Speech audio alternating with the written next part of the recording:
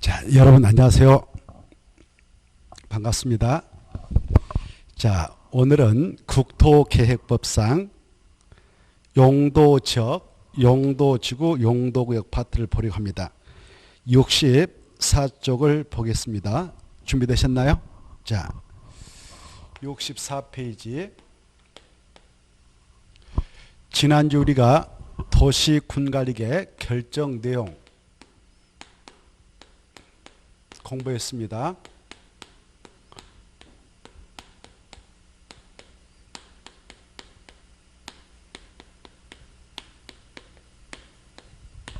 그 내용으로서 가장 먼저 나왔던 게 오늘 공부하려는 용도지역 그리고 용도지구 지정 또는 변경에 관한 계획이 있었죠.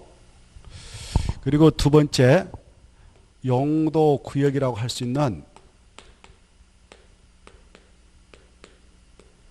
개발제한구역, 시가와 조정구역, 수산자원 보호구역, 도시자연공헌구역 이것도 지정하고 변경할 때는 도시군가로 결정해서 합니다. 그래 오늘 이것도 보겠습니다. 그 다음에 용도구역에는 최근에 법 개정을 통해서 도입한 입지규제 최소구역도 있어요. 그래 입지 규제 최소 구역의 지정 또는 변경 이것도 도시군가로 결정하죠. 그리고 이 구역을 대상으로 해서 적용하게 되는 그런 토지 이용과 건축물의 용도, 건폐율, 용률, 높이에 관한 내용을 바로 포함해서 결정하게 되는 입지규제 최소구역계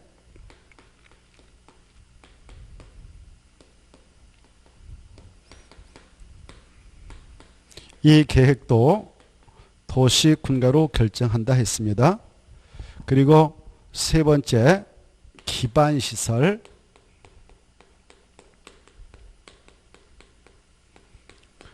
이 기반시설이라는 것은 도로도 있고 공원도 있고 등등 많죠. 광장 이런 것들 그래 이러한 기반시설의 설치 정비 또는 개량 이것도 도시군가로 결정해서 하는데요. 특히 이 기반시설 중 도시군가로 결정된 시설을 도시군계획시설이라 하죠.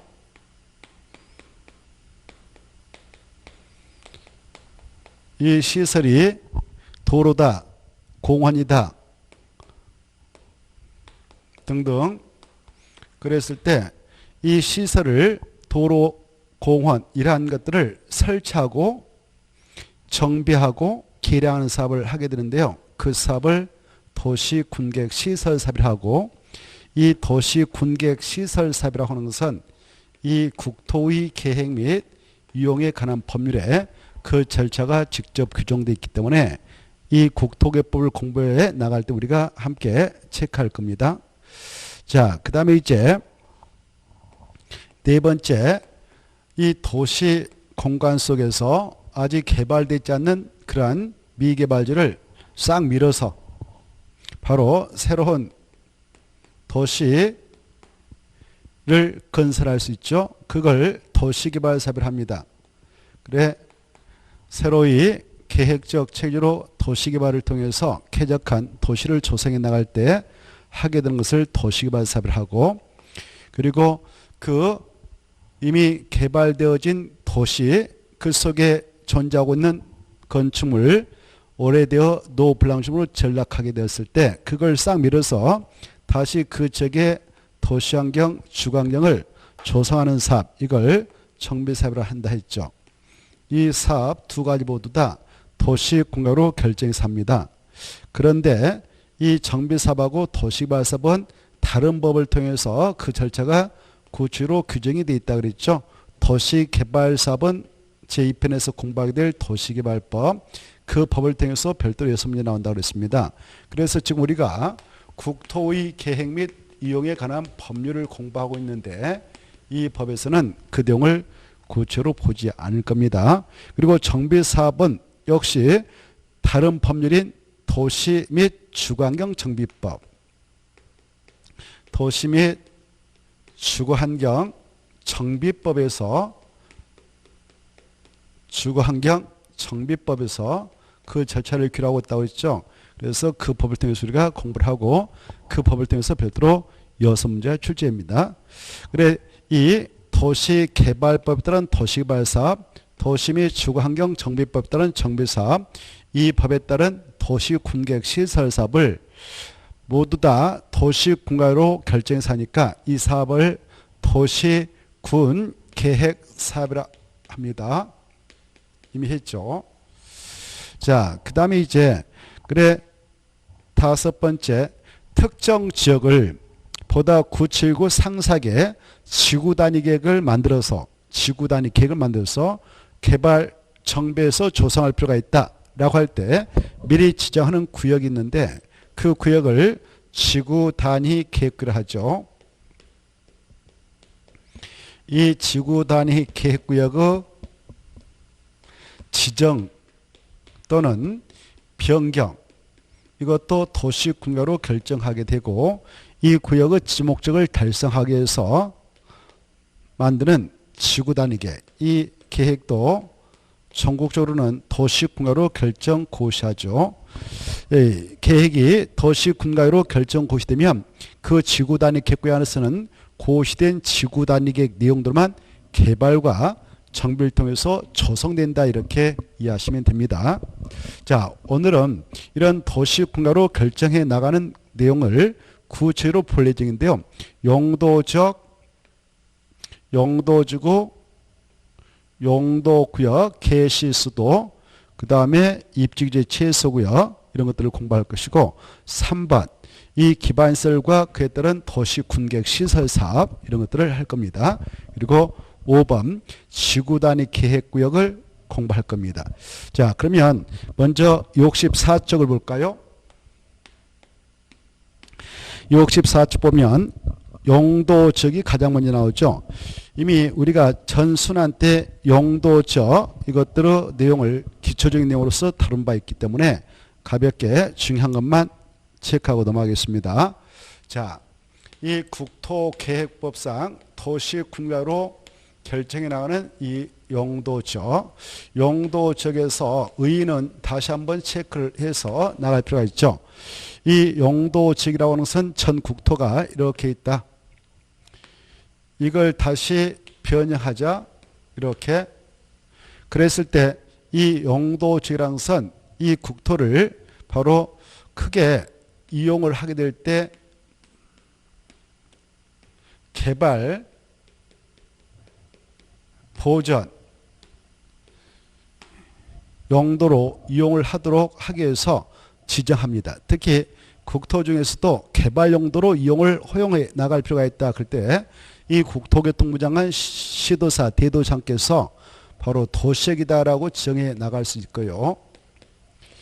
그 다음에 보전해 나갈 필요가 있다. 그럴 때는 그 땅은 바로 농림지역이다. 그리고 자연환경 보전이다라고 지정할 수 있죠. 그 다음에 완충지대로서 관리적을 지정해 나갈 수 있어요. 이렇게. 그래서 전 국토는 크게 4용도적으로 구분 지정해서 지금 이용하고 있습니다. 그리고 관리하고 있죠. 이렇게. 4용도적. 크게 그 명칭을 기억하시기 바랍니다. 도시적, 관리적, 농림적, 자연 보전적 이렇게 있다. 이런 용도적이라고 하는 것은 왜 이렇게 지정하느냐? 각각의 지역별로 토지 이용을 제한하고 건축물 용도, 건축물 건축할 때 지원되는 건폐율, 용적률, 높이 등을 제한해서 토지용을 효율화, 그리고 경제적으로 이용을 하도록 하고, 그리고 바로 그 용도 지역별 여러 가지 규제를 달리하기 위해서 지정합니다.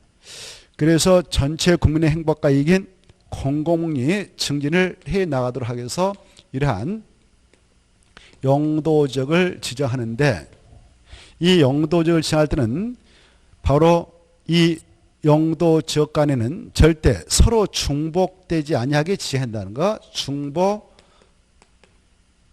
지정은 못한다는 거 꼭 아셔야 돼요. 서로 중복되게 지정할 수 없다. 의례를 보면 나와 있죠. 서로 중복되지 아니하게 바로 도시군가로 결정하는 지역, 이걸 봐두시고, 그래서 여기 농림지역이다라고 이 땅에다 지정을 했다면 이 위에다 중첩에서 자연환경 보전적을 지정할 수 없는 것이고, 관리적을 중복 지정해서 나갈 수도 없고, 농림지역에 도시적을 중복 지정할 수도 없다, 이렇게 이해하십시오. 1번 의회에서는 서로 중복되지 아니하게 도시군가로 결정한다, 이렇게 봐두십시오. 그래 이러한 용도적은 토지용을 규제할 때 1차적 토지용을 규제하여서 정합니다. 그 다음에 자, 그 64페이지 하단부 용도적으로 구분해서 국토는 크게 4가지 용도적으로 구분해서 지정하게 되는데, 그 내용이 65쪽에 나오죠. 가로 1번 도시지역 넘어가서 보면 가로 2번 관리지역, 가로 3번 농림지역, 가로 4번 자연보전, 이렇게 크게 4가지 용도로 구분 지정한다, 이렇게 하십시오. 자, 그래 이때 각각의 지역은 나름대로 그러할 만한 지역에다 지정을 하겠는데, 그래 이 도시역은 주로 전국에 있는 토지 중 어디다 지정하느냐, 현재 인구와 산업이 밀집되어 있는 지역, 장래 밀집이 예상되는 지역에다 지정합니다. 그래서 그 지역을 개발하고 정비하고 관리하고 보존할 필요가 있을 때 지정한다, 이렇게 하시고, 그 다음에 관리적은 도시역의 인구와 산업을 수용해서 도시역에 준하여, 그리고 농림지역에 준하여, 자연 보전지역에 준하여 관리가 필요한 지역에다 지정하고요. 농림지역은 도시역에 속하지 아니하는 농지법에 따른 농업진흥지역, 그 다음에 산지관리법에 따른 보전산지에다 지정해서 농립을 진흥시키고 산림을 보존해 나갈 필요가 있을 때 정하죠. 자연 보전지역은 크게 7가지 목적을 가지고 정합니다. 자연환경 보전, 수자원 보전, 해안 보전, 그 다음에 상수원 보전, 그 다음에 그 생태계 보전, 문화재 보전, 수산자원 보육성, 이런 목적을 가지고 정한 것이 자연환경 보전이다, 이렇게 받으시고, 그 다음에 이 도시역은 다시 그 쓰임새를 크게 4가지로 구분 지정하죠. 바로 주거지역, 이 도시역에는 인구가 밀집해 있기 때문에 주택지가 꼭 필요하겠죠. 그래서 주택지로 이용을 허용하기 위해서 주거지역, 또 상업용지도 필요하겠죠. 상업지역, 또 공장용지, 공장용지도 필요하겠죠. 공업지역. 그리고 이 도시역에 있는 땅은 이렇게 개발 용도의 땅이긴 하나 다 개발을 해버리면 삭막하니까 일단 주택용지로 써라 주거지역, 상가용지로 써라 상업지역, 공장용지로 써라 공업지역, 이렇게 지하는데, 일면 보존도 해야 할 땅이 있어야 하기에 보존을 해 나가도록 규제해서 녹지역도 지정하죠. 그래 도시역은 이와 같이 크게 4가지로 구분시한다. 이 4가지 지역은 도시역에 속하는 용도지역이다. 이것도 한번 출제된 바 있으니까 알아두시고, 그 다음에 이 주거지역은 다시 세분되죠. 이미 다 체크한 바 있지만 다시 한번, 주거지역은 전용 주거지역,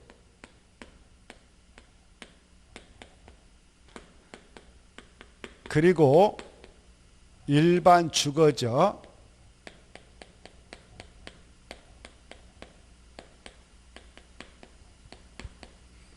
그 다음에 준주거지역, 이렇게 구분 지정하죠. 그래 이 주택지로 이용을 허용하겠다는 땅이 주거지로 지정되는데, 이 주택도요, 주택도 유일상종하도록 유도하고 규제하기 위해서 이렇게 구분 지정합니다. 주거지인 땅을. 이때 주택을 구조를 기준으로 해서 구분하게 되면요, 구조를 기준으로 해서 나누게 되면 단독주택하고 공동주택을 구분이 가능한데, 그런 용도로 사용을 하도록 하기 위해서 정한 것이 전용공업지로서, 전용공업지는 다시 제1종 전용주거지하고 그 다음에 제2종 전용주거로 가늘게 그 땅을 나눠줍니다. 가늘세 나눌 분에서 세분하죠. 세분 지정합니다. 이렇게 도시 군관리계 결정을 통해서 이때 이 제1종 전용 주거지역은 단독주택 중심으로 양환 주거 환경을 바로 보호할 필요가 있을 때 지정하고요. 2종 전용 주거지역은 바로 공동주택 중심으로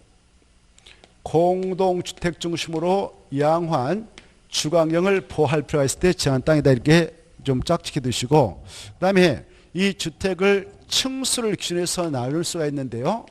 주택을 층수를 기준해서 구분하게 되면 바로 저층주택, 4층 이하를 저층주택합니다. 저층주택. 그 다음에 중층주택, 중층은 5층 이상부터 29층까지를 의미합니다. 그리고 30층 이상, 이걸 고층이라 합니다. 이렇게 층수를 기준으로 해서 이용을 하도록 하겠다라는 땅은 일반 주로 지정이 되고요. 일반 주거지역은 그래서 다시 세 가지로 세면 됩니다. 종이 세 가지 나와요. 제1종 일반 주거지역, 그 다음에 제2종 일반 주거지역, 그 다음에 제3종 일반 주거지역.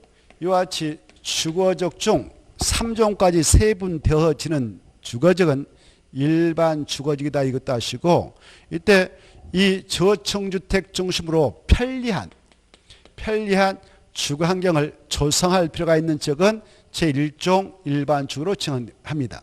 그리고 중층주택 중심으로 편리한 주거 환경을 조성할 필요가 있으면 제2종 일반 주거로 지정을 하고요.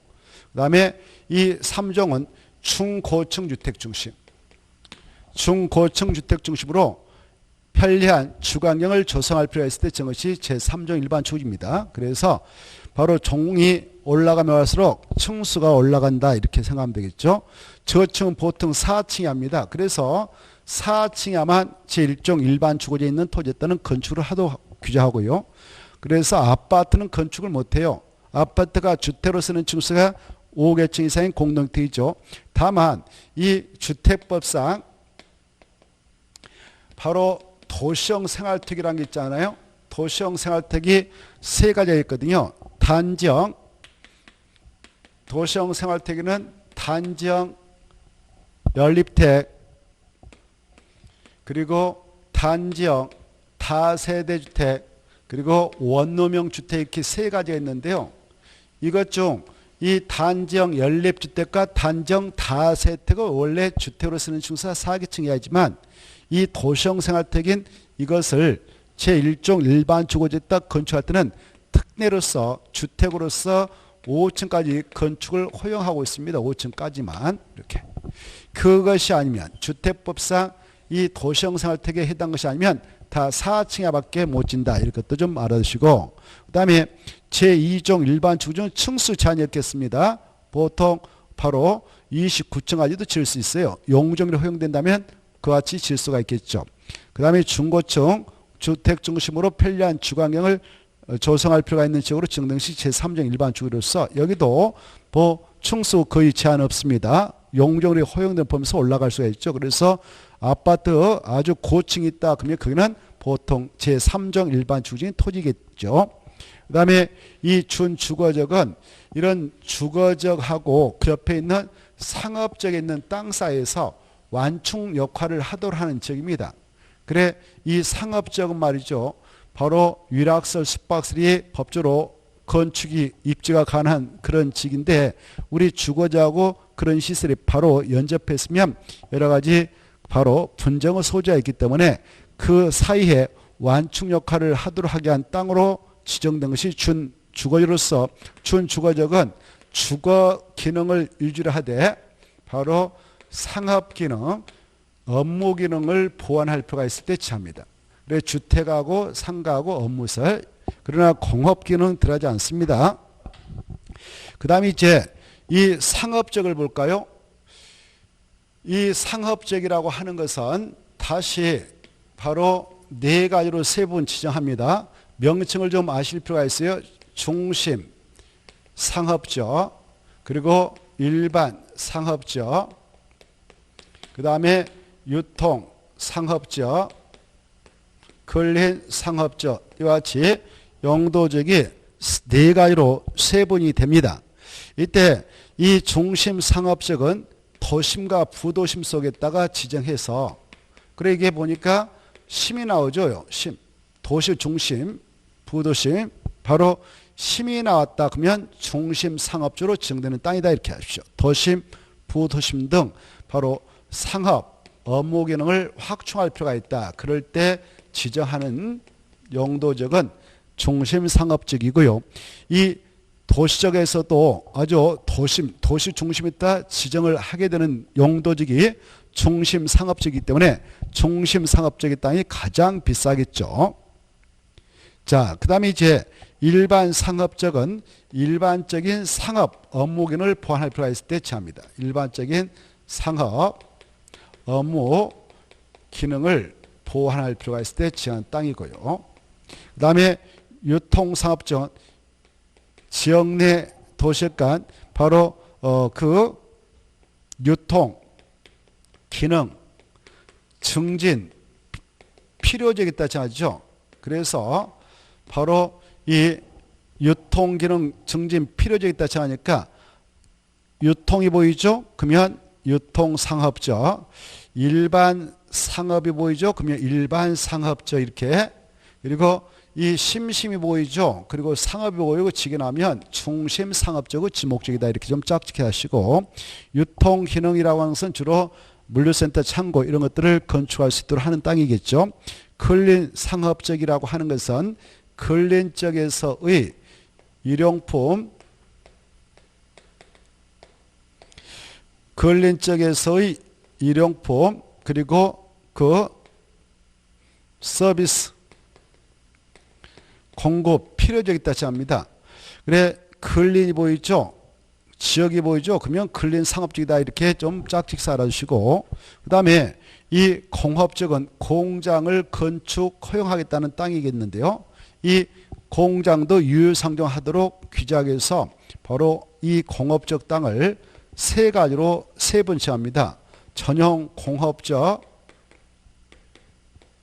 그 다음에 일반 공업적, 그 다음에 준공업적, 이렇게 세 가지로 세분치되는데, 이 전용 공업적이라는 것은 공장 중에서도 공장 중에서도 바로 중하공업, 아주 그냥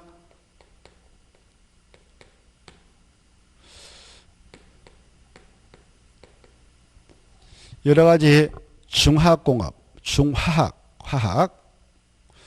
중화학공업, 그 다음에 공해성 공업 이렇게 돼 있죠. 공업은 공장입니다. 그래 좀 아주 우리가 접근하기 좀 위험스러운 공장, 또 여러 가지 그 이용기도 내 품을 수 있는 공장, 이런 것들, 이런 공장이 건축되어지도록 허용하기 위해서 전용 공업적이 지정됩니다. 그래 중화공업, 공해성 공업을 수용하겠다. 그런 공장 들어가도 된다. 이럴 때 지정하는 책이 전용 공업적이요. 그 다음에 일반 공업적은 환경을 제하지 않는 공업 배치, 환경 저해 하지 않는 공업을 바로 배치한다. 깨끗한 공장, 이것들이 건축되어지도록 하겠다는 점. 환경을 제하지 않는 공업 배치 필요적 있다는 것이 일반 공업적. 이건 좀 잘 봐두셔야 돼요. 준공업적은 바로 이 공단에 근무하고 있는 근로자들, 가까이에 있는 사원주택도 이용하고 상가, 그리고 업무시설, 사무실도 이용을 허용하기 위해서 그런 건물과 시설이 들어가도록 허용하자 해서 지정한 것이 준공업적이기 때문에, 준공업적은 말이죠, 공업적이니까 가벼운 공장, 이걸 경공이라 합니다. 가벼울 경자. 경공업 등 공업이 수용되되 주거기능, 주택도 들어갈 수 있고요. 그 다음에 상업기능, 상가도 건축이 가능한 것이고, 그 다음에 업무기능, 바로 업무시설, 이런 것들이 함께 건축되도록 허용하기 위해서 지정되어지는 장소가 준공업지구다. 이렇게 좀 생각해 두십시오. 그 다음에 이 녹지역이라는 게 있지 않습니까? 녹지역도 도시역의 일부이죠. 그래 도시역 중에서도 보존할 필요가 있는 땅에다 정하게 되는데, 그러나 이 녹지역도 다시 진짜 보존하자 할 때 정것이 보존 녹지역이고요. 그 다음에 농업적 생산을 위하여 개발 유보하자 할 때 생산 녹지역, 그 다음에 불가피한 경우에 하나여 제한적인 개발 허용하자 해서 자연 녹지역을 정합니다. 이렇게. 그래 세 가지로 세분된다 이것이고, 특히 이 자연 녹지역은 불가피한 경우에 하나여 제한적인 개발을 허용할 필요가 있을 때 정하니까 이걸 꼭 새겨두십시오. 생산 녹지역은 조금 전에 말씀드렸죠. 농업적 생산을 위하여 개발을 유발할 필요가 있는 지역에다 정한다라고. 이 녹지역은 모두 다 4층 이하의 건축만 건축이 가능합니다. 자, 그 다음에 이 관리지역도요, 다시 세 가지로 세분이 가능해요. 이 관리지역은 바로 이렇게 도시적으로 편입이 예상되어서 제한적인 이용 개발을 허용하고 계획적 체계적 관리가 필요한 지역은 계획관리기다라고 세 번 지정합니다. 그리고 이 농림지역 근처에 있는 관리지역은 바로 농림적으로 지하여 관리가 곤란한 지역이기에, 농림지역은 말입니다. 농산물, 임산물이 생산되는 지역이거든요. 그래서 그 생산 관리지역이다라고 세 번 지정합니다. 그 다음에 자연환경 보존지역 근처에 있는 관리지역은 보전 관리지역이다라고 지정합니다. 그래서 이 관리지역은 세 가지로 세분되어지는데 그 명칭도 알아두십시오. 보전, 생산, 계획관리있다. 이렇게 그 내용이 66페이지까지 연결되고 있죠. 66페이지까지 쭉 살펴보았습니다. 그 다음에 이제 67쪽을 가볼까요? 67쪽을 가셔 보면은 이 영도적의 지정권자, 그리고 바로 지정 절차 뭐 이런 게 나오는데, 그 67페이지에서 1번 이런 영도적 지정과 변경, 그리고 세부는 다 도시군가로 결정하죠. 도시군가로 결정한다. 그때 체크하시고, 관리에 따라 또 한번 쳐요. 도시군 관리계획으로 결정하지 도시군 기본계획 그럼 드리겠습니다. 관리계획으로 결정한다. 이런 영도적 지정과 변경과 세분까지도 도시군가로 결정한다. 이렇게 받으시고, 누가 결정하느냐?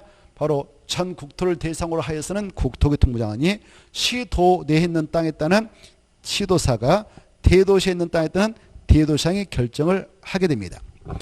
이러한 영도 지역을 이렇게 우리의 국토에다 지정을 한다. 그럴 때는 조금 전에 말씀드렸다시피 도시군가로 결정해서 한다고 그랬잖아요.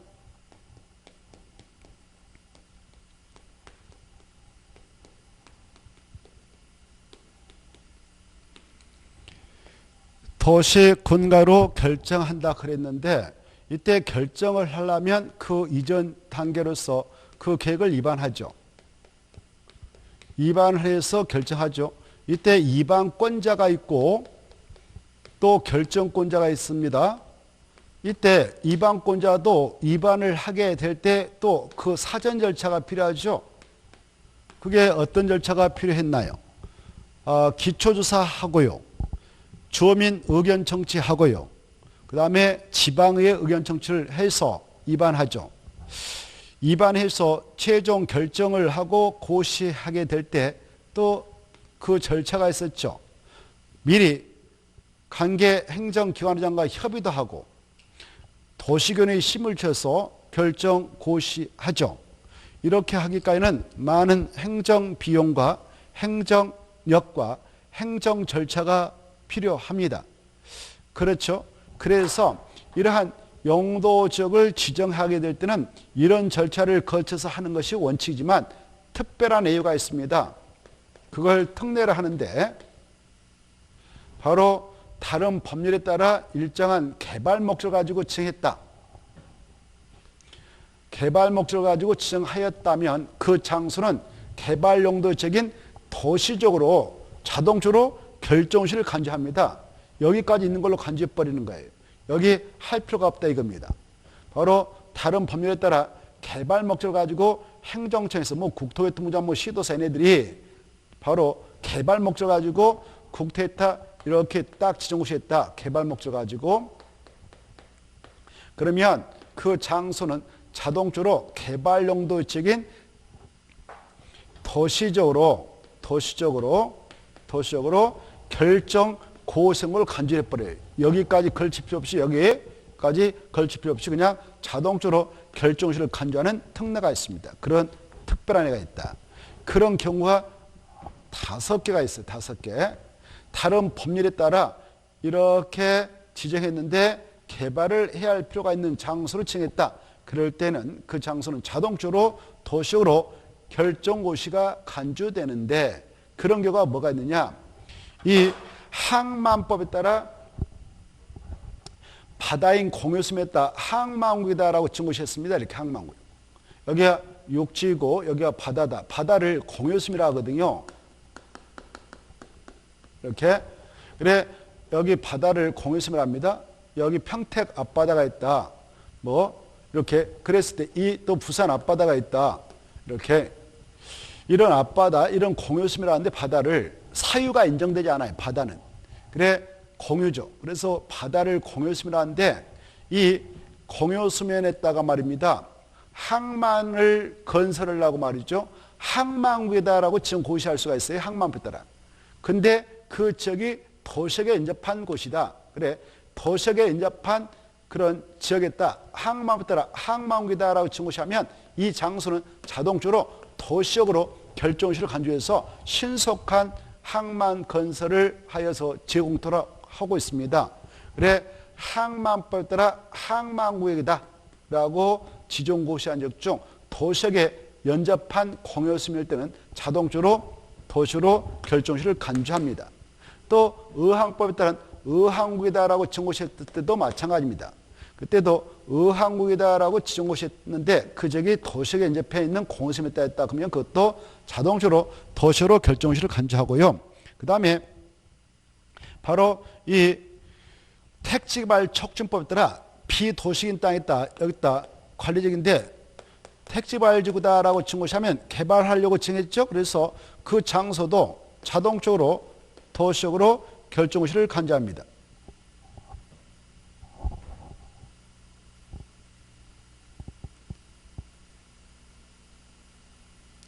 그래 택지개발지구로 지정 고시된 적도 자동적으로 도시적으로 결정고시하고요. 또 바로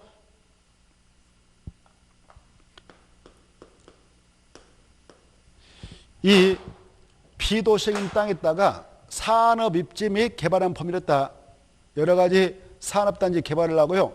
국가산업단지다, 일반산업단지다, 도시첨단 산업단지다라고 딱 찍으면 그 장소 국가산업단지, 일반산업단지, 도시첨단 산업단지다라고 지정고시하면 그 지역도 자동적으로 도시로 결정시를 간주해서 도시역이 되도록 하고 있습니다.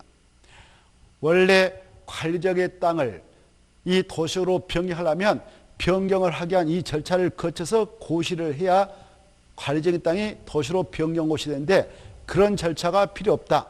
바로 행정력 이미 동원해서 국가산업단지다, 일반산업단지다, 도시첨단산업단지다라고 지정고시했기 때문에 바로 그 자동적으로 바로 이 입안 절차 그리고 결정 절차 필요 없이 자동적으로 그냥 도시로 결정시를 간주하고 있다는 거. 다만 이 산업 입지 및 개발한 범위에 따라 지정되는 산업단지가 총 산업단지가 4개 있습니다. 국가산업단지, 일반산업단지, 도시첨단산업단지 그리고 하나 농공단지라는 게 있는데 이 농공단지로 지정고시된 적은 도시로 결정고시가 간주되지 않는다는 거. 이게 중요해요. 예컨대 이 도시역이 아닌 비도시역이다. 여기 농공단지다라고 증거시했다면 이것은 그냥 농림지역이지 도시역으로 결정고시가 간주돼서 도시역이 된 건 아니다 이겁니다. 그 다음에 전원개발 촉진법에 따라 전원개발 사업구역과 그 예정구역이다라고 지정고시했다면 예컨대 비도시역이다. 원자력발전소 설치하자, 화력발전소 설치하자 이렇게 지정고시했다면 이 장소는 자동적으로 바로 개발 목적 가지고 정한 만큼 도시역으로 결정시를 바로 간주합니다. 전원개발사업구가 그 예정으로 지정고시된 적은 도시적으로 결정고시가 간주된다는 것. 다만 수력발전소를 설치하기 위해서 송전, 변전, 설비를 설치하기 위해서 비도시겠다, 전원개발사업구다라고 증거했다면 그 장소는 도시로 결정고시를 간주하지 않습니다. 세 가지 수성면은 제된다는 것.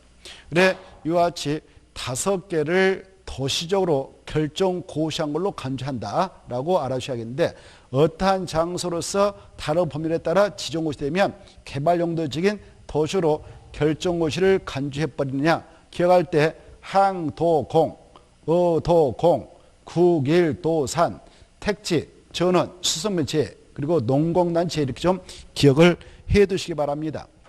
그 다음에 그래 이것은 올해 출제가 유력시됩니다. 그 다음에 또요 여기 다른 법률에 따라 이렇게 지정고시했는데 그게 개발 목적을 가지고 지정이 아니라 보존 목적을 가지고 정한 장소가 있어요. 그럴 때 보존 목적을 가지고 정한 장소였다면 그 장소는 보존용도적인 농림적으로 자동적으로 결정고시를 간주하자라는 특례가 있어요. 또 일정한 경우는 그냥 농림적 또는 자연보조로 결정고시를 간주하자라는 특례가 있는데요. 바로 어떠한 경우냐. 그 내용이 거기 그 교재 보시면 68페이지 니은의 내용입니다. 이제 금방 설명한 것은 말이죠. 67페이지 하단부 동그라미 2번 기억의 내용이었고요. 기억 중요표 놓고 이제 니은을 보면 이 니은은 말이죠. 반드시 이 관리적이다 하게 될 때만 그게 적용된다는 거. 이 관리적으로 지정이 되어 있는 땅이었는데 여기 관리적이다. 완충이 되어 있죠. 여기가. 관리적으로 정되어 있는 땅이었는데 그 땅에다 바로 이 농지가 경지정리 사업이 맞춰져 가지고 보존해야 할 필요가 있다. 그럴 때 여기다 농지법상 농업진흥지이다라고 지정고시할 수 있거든요. 시도사가 이렇게 관리적에 있는 땅에다가 농지법에 따라 농업진흥지이다라고 지정고시하면 그 지역은 자동적으로 이 법에 따른 농림적으로 결정고시를 간주해서 농림적이 되도록 하고 있다는 거 알아주십시오. 이걸 기억할 때 반드시 관리자가 있다 합니다. 그래서 관리자가 있다 해야 된다 할 때 관리할 때 관했다 세모. 그 다음에 농지법상 농업진흥적으로 지정고시해야 됩니다. 그러면 이 법에 따른 농림적으로 결정고시를 간주한다는 거. 그래 관농농 결정고시 간주 이렇게 기하십시오. 관리적이다. 농지법에 따른 농업진흥적을 지정고시하면 그 지역은 이제 관리적이 아니라 자동적으로 이 법에 따른 국토개법에 따른 농림적으로 결정고시가 간주돼서 자동으로 농림적이 된다는 거 알아주시고 그 다음에 이 관리적에 있는 산이 있어요. 산에다가 관리적에 있는 산이 있다. 산 관리적에 그걸 산림이라는데 산림에다가 보존을 하기 위해서 산지 관리법에 따라 보존산지다라고 지정고시했습니다. 보존산지할 때 보에다 네모 치세요. 관에다 네모. 그래 관리적에 있는 산림 중 산지 관리법에 따라 보존산지다라고 지정고시했다. 고시. 이때 산림청장이 이렇게 지정고시하는데 그때 고시할 때요. 그 보존산지인 땅을 농림적으로 하고 싶다. 농림적일 때에 임해있죠. 보존을. 농림적으로 하고 싶으면 농림적이다라고 고시하고 자연환경 보존적이다라고 하고 싶으면 자연환경 보존적이다라고 고시하면 돼. 이렇게 고시에서 구분합니다. 고시할 때 구분해. 이렇게 그 고시에서 구분한 바에 따라 바로 이 법에 따른 농림적 또는 자연환경 보존적으로 결정고시를 간주하고 있다는 것. 농림적 또는 자연환경 보존적. 이렇게 그 고시에서 구분한 바에 따라 농림적 또는 자연환경 보존으로 결정고시를 간주합니다. 자동적으로 농림적, 고시할 때 농림적이다라고 고시했으면 농림적으로 결정고시가 간주되고 고시할 때 자연환경 보존적이다라고 고시했다면 자연환경 보존으로 결정고시를 간주한다 이 말이죠. 이것을 기억할 때 간보, 농자, 결정고시 간주 이렇게 기억을 해 두십시오. 이게 꼭 시험에 나옵니다. 시험에 나오니까 꼭 알아두시고 그 다음에 다시 앞으로 가셔서 그 하나 이왕에 본 김에 그것 좀 체크를 하고 넘어가겠는데요. 거기 용도적 지정의 특례에서 동그라미 1번 공유수면 매립지에 관한 용도적 지정에서 기역의 가화 나가 있죠. 그리고 니은이 있죠. 그래 디귿까지가 한 묶음이겠는데 이렇게 그중에 기역과 니은을 좀 꼼꼼하게 여러분은 읽어두시기 바랍니다. 기역과 니은 잘 읽어두시기 바라요. 여기 보시면 이렇게 욕지가 있다. 욕지에 있는 땅이 이 땅은 도시역이다라고 지정이 되어 있다고 가정합시다. 여기는 농림지역이다라고 지정이 되어 있다고 가정합시다. 그리고 여기는 뭐 관리지역이다. 여기는 뭐 자연환경 보전지역이다 이렇게 지정이 되어 있다 합시다. 근데 이 공유수면 바다를 매립합니다. 공유수면을 매립하는데 바다를 매립하는데 매립 목적이 말이죠. 여기다 신항구 도시를 건설하고 매립한다. 도시건설. 그리고 농림지역 근처에 있는 새한 앞바다에다가 간척지 만들어서 농지 조성하려고 매립한다. 농지 조성을 하기 위해서 매립했다. 이렇게. 이와 같이 공유수면의 매립 목적이 도시건설이다. 그러면 도시역에 인접해 있는 이 공유수면의 매립 목적은 이와 인접한 용도적과 같다. 이렇게 볼 수 있어요.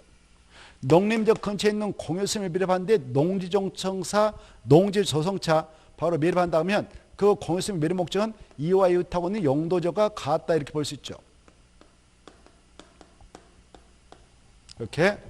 그래 이와 같이 공유수면의 매립 목적이 이와 이웃하고 있는 용도적과 같으면 별도의 이 도시군관리계획 위반 및 결정 절차 거칠 필요 없이 이 매립하고 나서 이걸 사용하려면은 관계 행정기관장한테 가서 바로 준공 검사 신청해서 준공 인가를 받아야 사용할 수 있거든요. 그 내용이 디귿에 나옵니다. 디귿에. 그래서 이제 그걸 사용하려고 준공 검사 신청하였더만 바로 오케이에서 준공인가 나왔어요. 준공인가. 그러면 이제 사용할 수 있거든요. 이렇게 준공인가가 떨어졌다면 그날부터 이 공유수면 매립구역 있죠. 매립구역은 별도의 도시군관리계획 위반 및 결정 절차 없이 이와 이웃하고 있는 용도적인 도시역으로 지정된 걸로 간주된다는 거. 지정됐다 그 말은 결정된 걸로 간주된다 그 말입니다. 지정된 걸로 본다 그 말은 결정된 걸 간주하는 거예요. 그래서 별도의 고시만 하면 되도록 하고 있습니다. 자, 그래 공유수면의 매립 목적이 이와 이웃하고 있는 용도적과 같다. 공유수면 매립 목적이 이와 이웃하고 있는 용도적과 같으면 이 매립 준공구역은 준공인가만 받으면 그날부터 별도의 도시군관리계획 위반 및 결정 절차 없이 이와 이웃하고 있는 용도적인 도시역으로 지정된 본다. 농림지역으로 지정된 본다. 지정만 된 걸로 보니까 지정은 곧 결정이라고 생각하면 돼요. 결정까지만 간주되지 고시까지 간주되지는 않습니다. 그래서 고시는 별도로 꼭 해야 된다는 거. 관계 그 지역의 특광 특특시장수가 고시는 별도로 해야 된다. 이렇게 기억을 통해서 알아두시기 바랍니다. 그 다음에 바로 이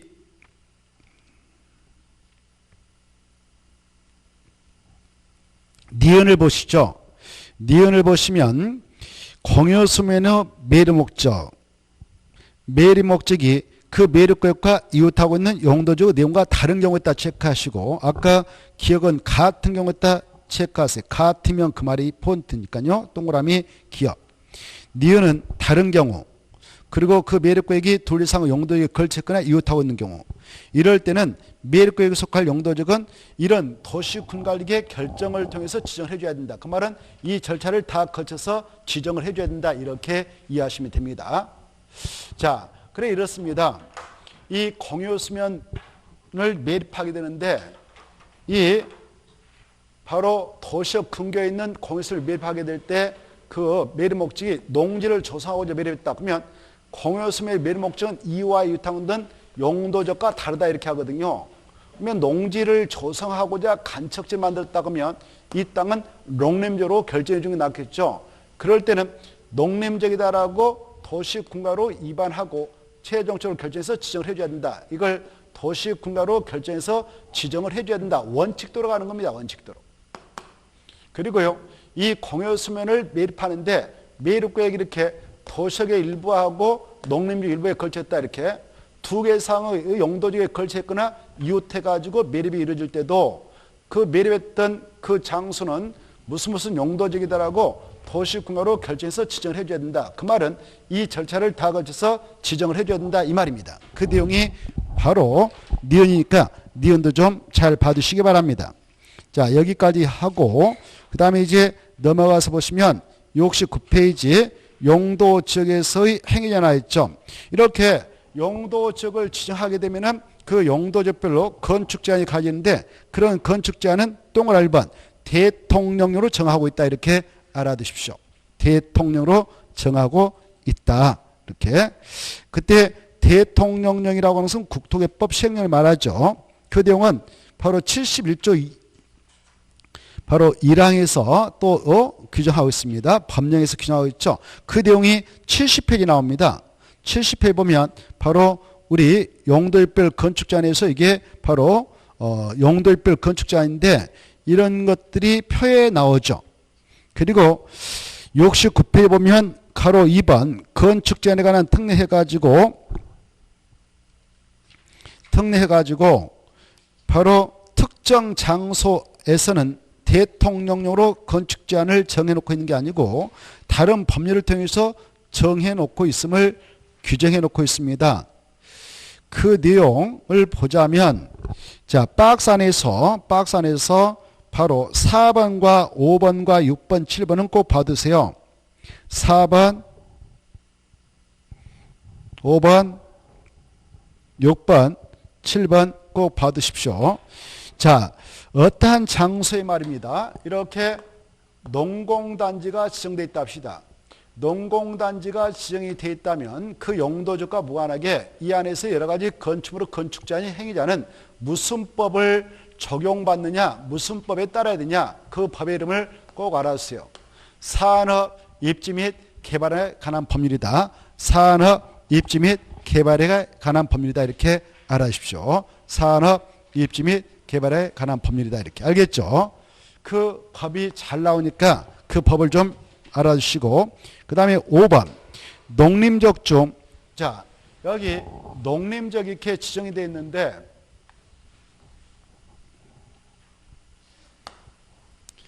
도시적, 관리적, 그 다음에 농림적 자연은 보존이 있다 합시다. 도시적, 관리적, 농림적 자연은 보존이 있어요. 이때 이 농림적 중에 다른 법에 따라 특수장사가 지정되어 있네. 이렇게 농림적에 농지법에 따라 농업진흥직 지정되어 있다 하면 이 안에서는 농지법에 따라 행위자를 받아요.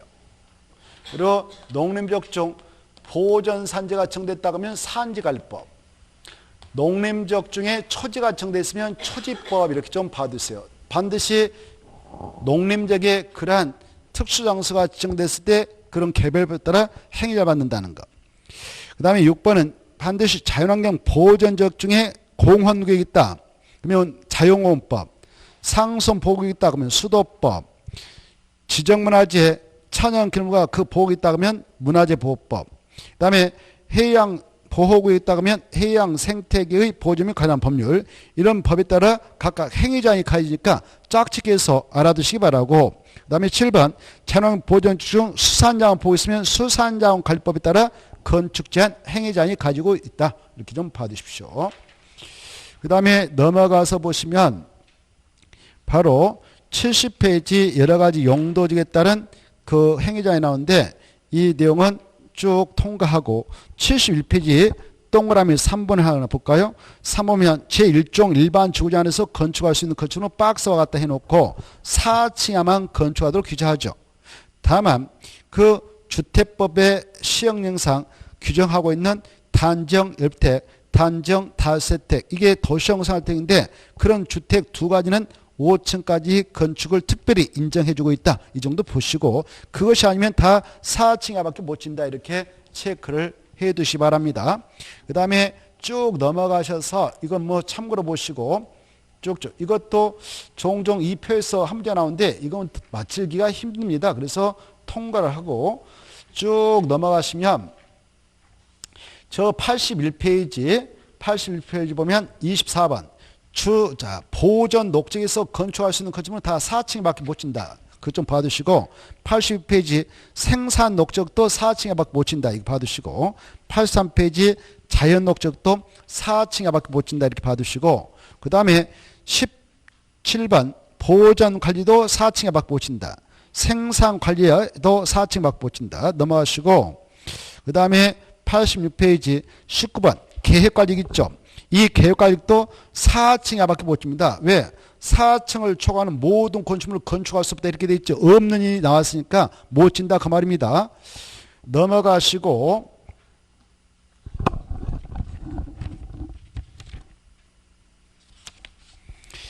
89페이지 21번은 한번 기출된 바 있는데요. 이 자연환경 보존 있지 않습니까? 자연환경 보존이 보존세 아주 센 땅이에요. 그래서 이 자연환경 보존지역에다 건축할 수 있는 건축물은 우리 대통령령이 시행령에서는요 2개만 딱 인정하고 있습니다.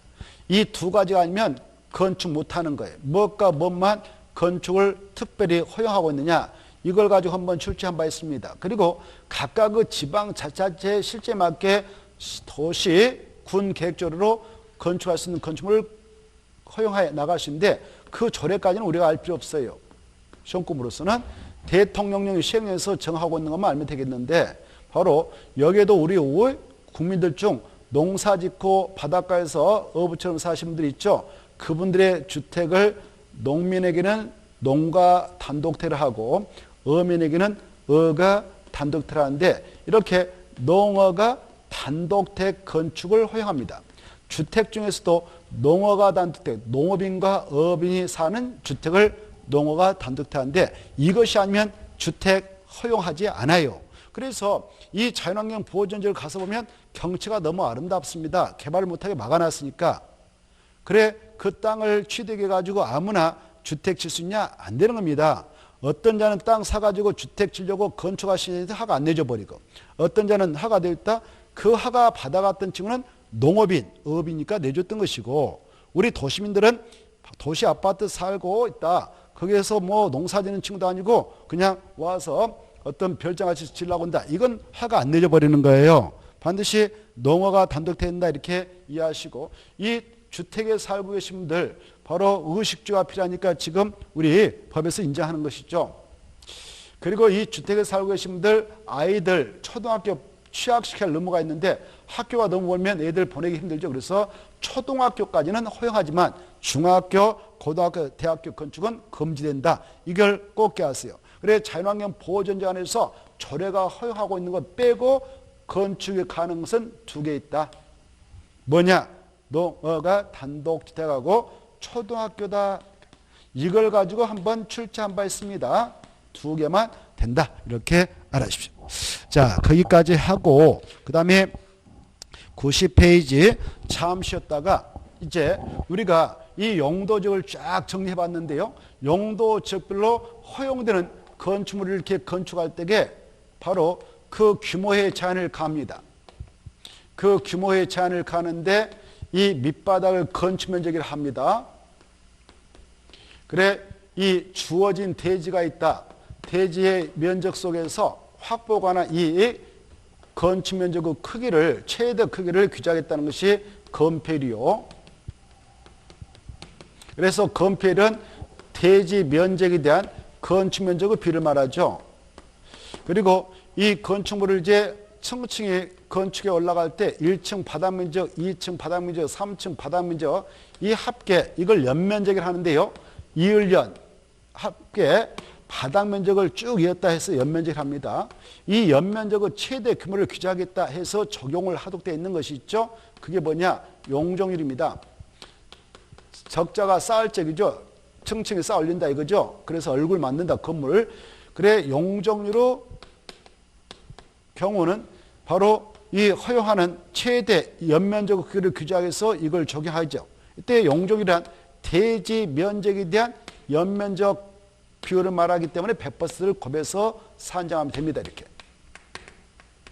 근데 용적률 산정용 연면적에는 그 건축물 건축할 때 지하층이 있다, 지상 부속 용도의 주차장이 있다, 피나 안전구역이 있다, 대피 공간이 있다. 그러면 이 면적은 제외를 한다라는 걸 우리는 알아야 됩니다.